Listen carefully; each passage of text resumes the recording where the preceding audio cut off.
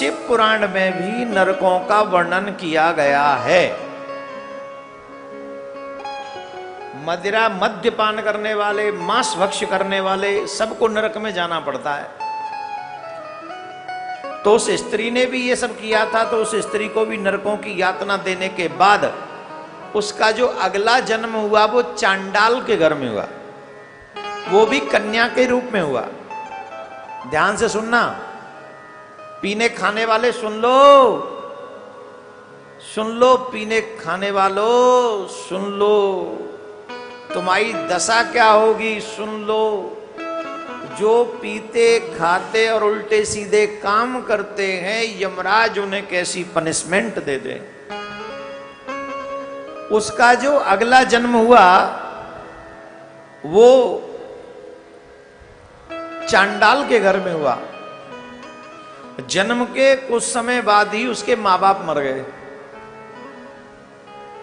जन्म के कुछ समय बाद ही उसके मां बापों का प्राणांत हो गया। इतना ही नहीं, वो जन्मांध थी। कैसी थी? दोनों आंखों से अंधी थी वो, जन्मांध, जन्म से ही अंधी थी। और एकदम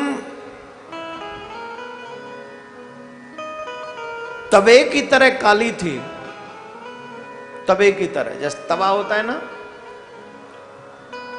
तवा, समझ गए कि तयो कहूं? इंग्लिश में तय को क्या बोलते हैं?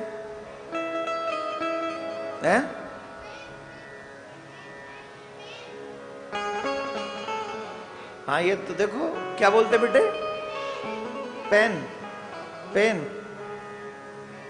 और चूल्हे में दे दो, तुम समझ गए ना।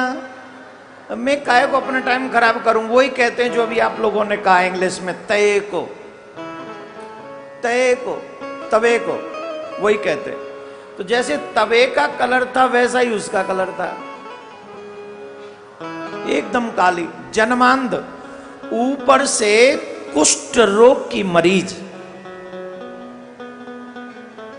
ऊपर से कुष्ठ रोग की मरीज।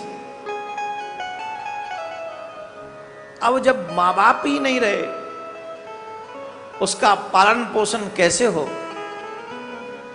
जैसे तैसे पड़ोस में से कभी मांग के ले आती, कभी कहीं से, कभी कोई कुछ दे देता, ऐसे वो अपना जीवन व्यतीत कर रही थी।